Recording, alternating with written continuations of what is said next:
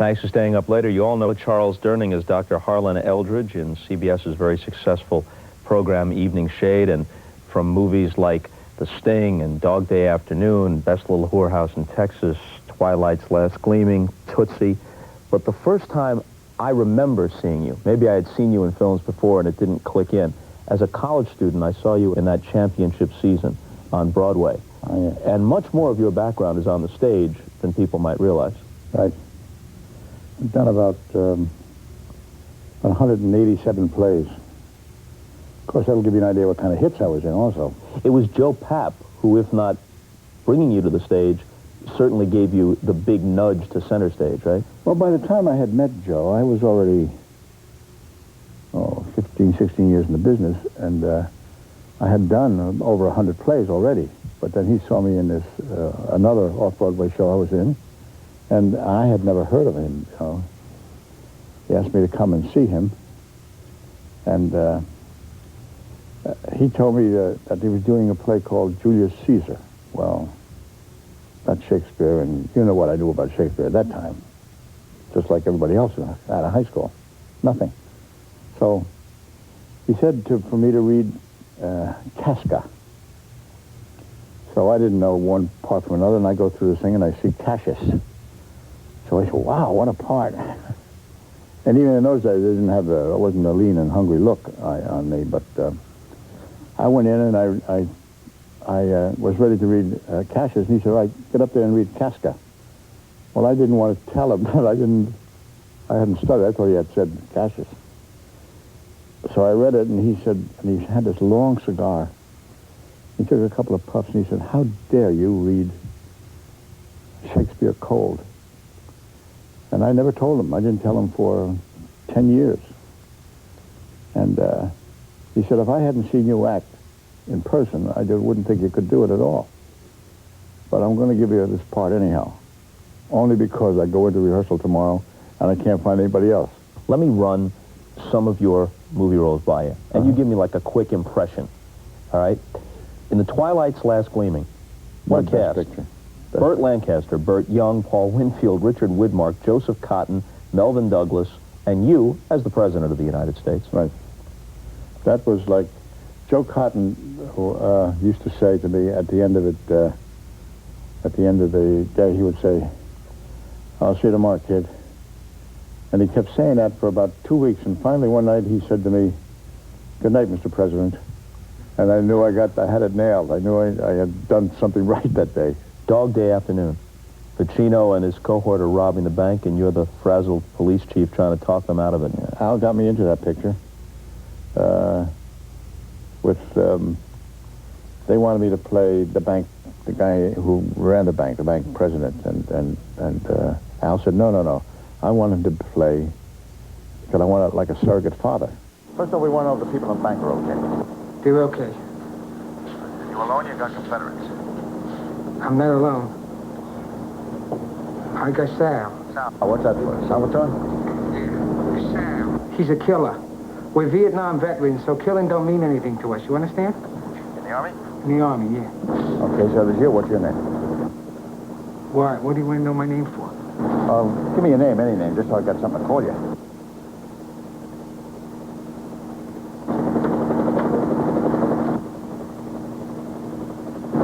Come on, let's be reasonable, okay? Just give me your name, all right? Call me Sonny. Sonny. Yeah. Okay, now listen, Sonny. I want to see if the people in the bank are okay. Yeah, then what I want to do is work out a way to get them out of there. I want to come over there. I'll come over there without a gun. You can frisk me so you can see you can trust me so we can talk and find a way out of this mess. And we had worked on in a couple of Broadway shows. And he got me into that picture. The Sting. You're the crooked police chief. Redford and Newman are running their Sting. I was in championship season. And they came to see it. George Roy Hill came to see it. And he said, I think it was between Paul Sorvino and I. I'm not sure about that, but I think it was. But he said, get me the guy with the eyes. So I thought they meant Paul, because, he has those big eyes. And he said, no, I want the guy with the eyes, And I said, what do you mean the eyes? He said, you got these two little rat eyes coming to stare at you like, Tootsie. What a role. Jessica Lange's father. He's a widower. All right? and here's Dustin Hoffman as a woman, and you're convinced enough to fall for her. Dusty is something. I love Dusty. And he's a wonderful kisser. We still see each other. On the sly? Yeah, on the sly. I was real happy when you came come out tonight. I know you usually got a lot of lines to learn. Yes, I think there's something I better say. There's something I want to say, too. Wouldn't it be funny if we both wanted to say the same thing? It would be hilarious, but I don't think what I have to say is what you have to say. Well, mine's pretty simple. I'm not too good with words anyway. You know, I only took 2 pictures of my whole life. My high school graduation and my wedding. And my wife was standing next to me in both of them. Now, I never thought I'd want anybody to fill her place. All that changed last weekend. Lester? Leslie. Leslie? Don't interrupt me. I got to do this in one go. I won't get through it. I know this is kind of quick, but that's how I am. Never did believe in not getting down to it. Oh. Don't say anything now. Oh, no. I know it's fast, but See, I don't... take some time to think about it. Please. Then if the answer is no, well, at least I'll feel you took me seriously enough to think about it. Would you mind, Pierre? But I just need to be alone. I'd like to start thinking it over as soon as possible. How much fun was it to do those scenes, or was it awkward? I was a little awkward. You're working with Sidney Pollack, who had never done it. That was his first comedy. Dusty talked him into it.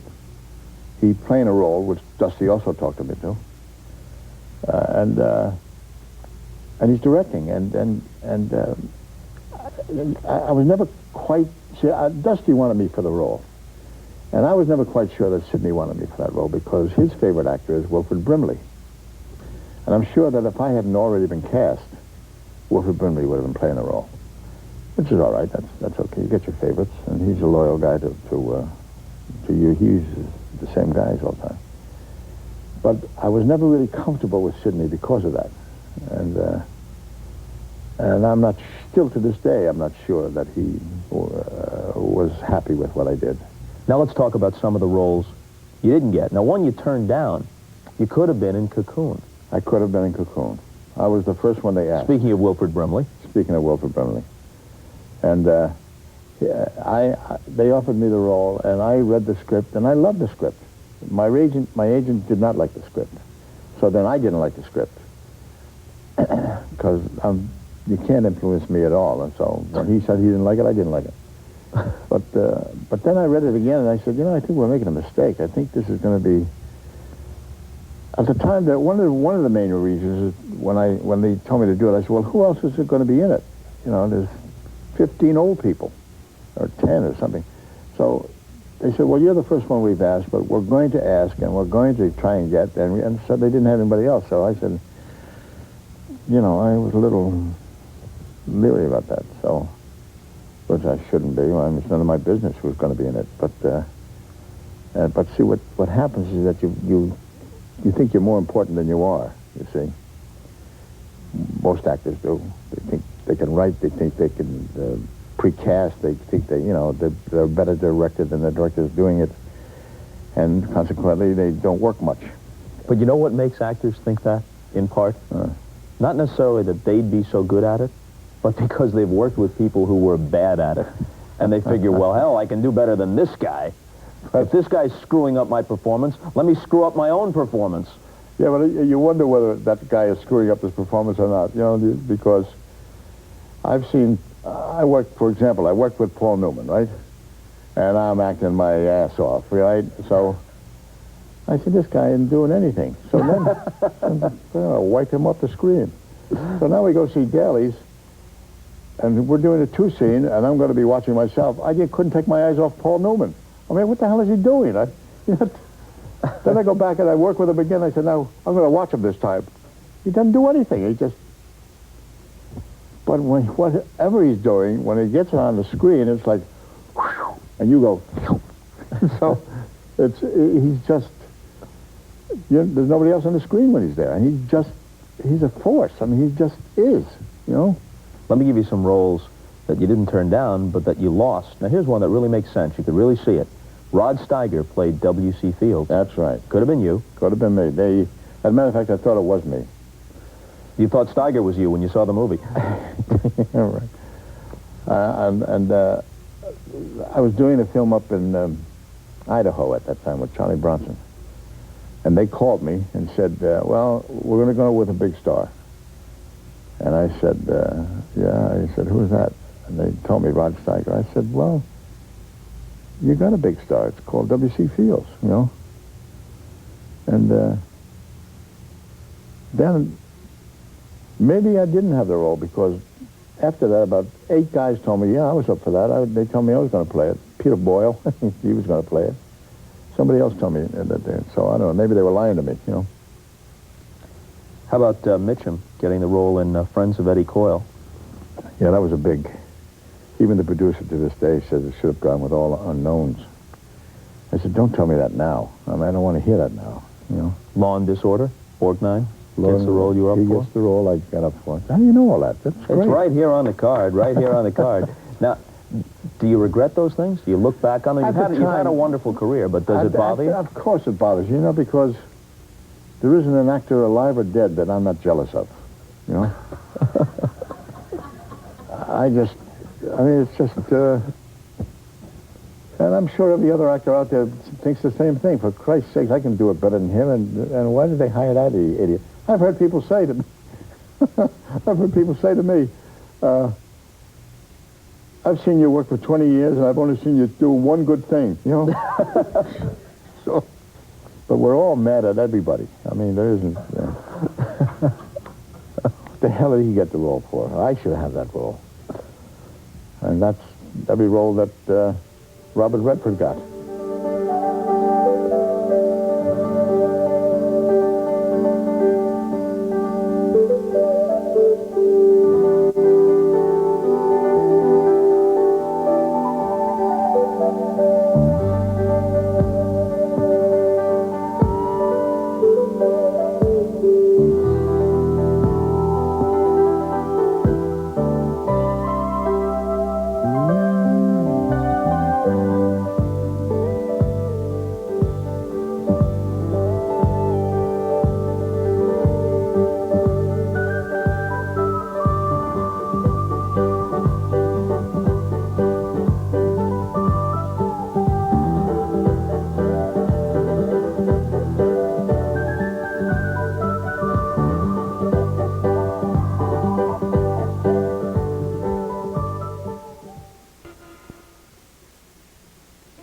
See why we can't just close our eyes real tight. Fine, just keep your clothes. I'll just find a trucker who'll give me his.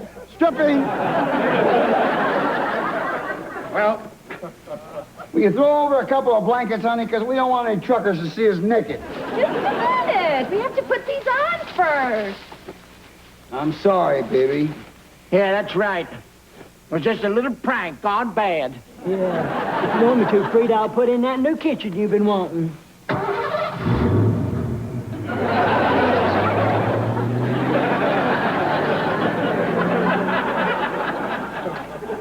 Uh-oh. Boy, there's a sound you hate to hear when you're 5 miles from town naked. Silly me, I thought this evening couldn't get any worse. Well, they've gone and left us out here. Well, that was not very friendly.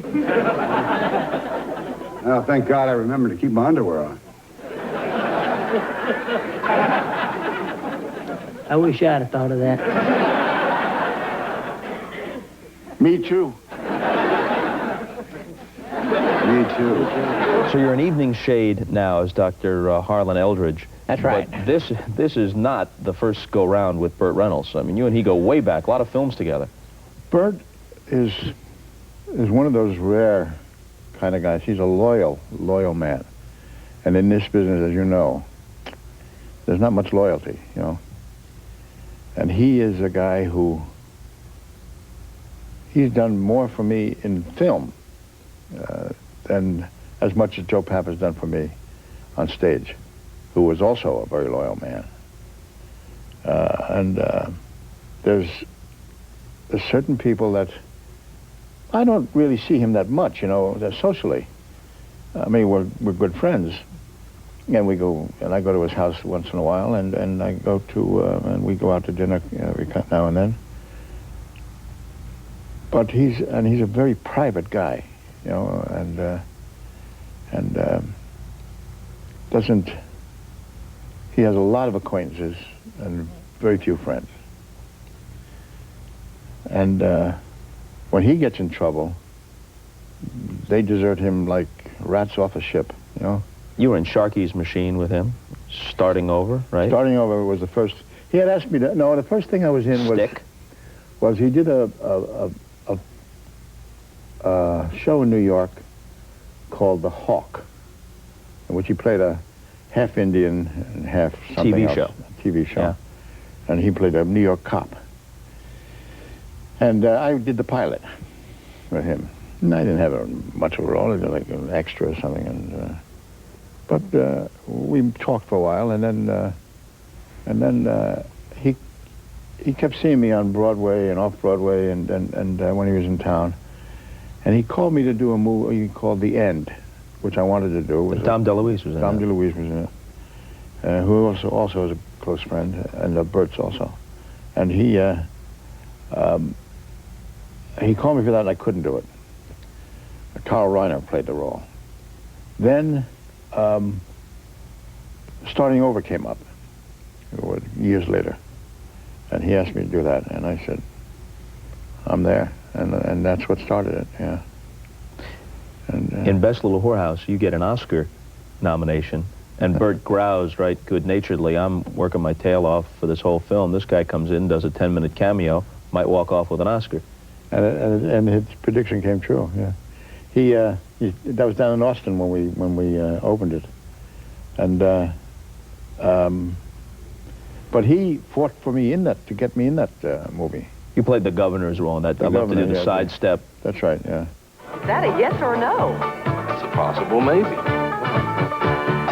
Ooh, I love to dance a little sidestep. Now they see me, now they don't. I've come and gone. And ooh, I love to sweep around the wide step. Cut a little swath and lead the people on. Ooh, I love to dance a little sidestep. And ooh, I love to sweep around the wide step.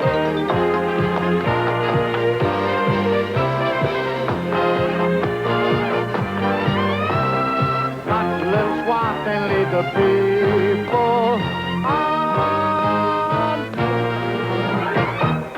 See, he told the director, he said, they wanted Mickey Rooney, Dan Daly, somebody like that, which isn't bad. I mean, you've got two wonderful actors, and Mickey Rooney is probably the best we have in this country, you know. I mean, really, if you're talking about talent, he really is great. I mean, you learn so much from the guy. And I learned a lot from just watching the guy. I mean, the only closest I came to him was in the Army, and he came in one day and he said, I'm on KP, anybody want to buy it? And he said, I'll give you $10 to do KP. I said, I'll do it for 20. And he said, okay, that's as So you and Rooney were in the Army together? Well, we weren't in the Army together. I was in a camp, and he was in the same camp at the time, and he came into none of us had any money, and he came in and offered $10 to do his KP, and I said, I'll do it for 20, and he said, you're on, and that was it. I haven't seen him since. After most meals... We're back with Charles Durning. I read where you said, had you not been an actor, you would have been a murderer. Well, Joe Papp said that to me. He said, if you hadn't been an actor, you'd probably be a murderer. And I said, what does that mean, Joe? And he said, just trust me. So, I don't know what he meant by it, but... Now, this is a quote from some time ago, but you said, there's a violence inside of me I'm afraid of. I'm getting to the point in my life where it's no longer dangerous, but that wasn't the case in my youth. Destruction would reign. I once threw all the kitchen furniture out the back door, put my fist through a window, bit a plate. So if you didn't have some sort of emotional outlet that was reasonably constructive, like acting, who knows, right? I haven't bitten a plate in a couple of decades now, so... All I can offer is a cup if you'd like to take a chump. But yeah, I've done all that. But I mean, when you're young, you're angry, and you have no outlet for your anger and your frustrations and your self-pitying and self-loathing, you know. And most of us go through that, and especially if you're not... If you look in the mirror and you can see what they can't see, and if you look at them, and hopefully a lot of times you're glad they can't see what you... See, we all have a kind of a cesspool in us that we don't want anybody to see or hear or talk about. But it's very helpful when you're acting because you can dredge that up and nobody knows where it comes from. But we all have it in there, all of us. And so when you don't have an outlet for it, then something happens, you know. And I see it happening here with the kids on the street now. There's no outlet for them, you know. There's no. But they would be surprised to know that most of us thought that way also when we were kids. Big news from Chunky. Chunky introduces Potato, sponsored by Wolfson Children's Hospital and Carlson Travel Network. Folks, to be on this show, you must have credentials. Here's a man with 3 Purple Hearts and a Silver Star, a Tony Award, multiple Golden Globe nominations, Drama Desk Awards, who knows how many Emmy nominations, multiple Oscar nominations, and once led the Pacific Coast League in stolen bases. Charles Durning, thank you very much. Thank you. Okay. See you later. Literally stolen.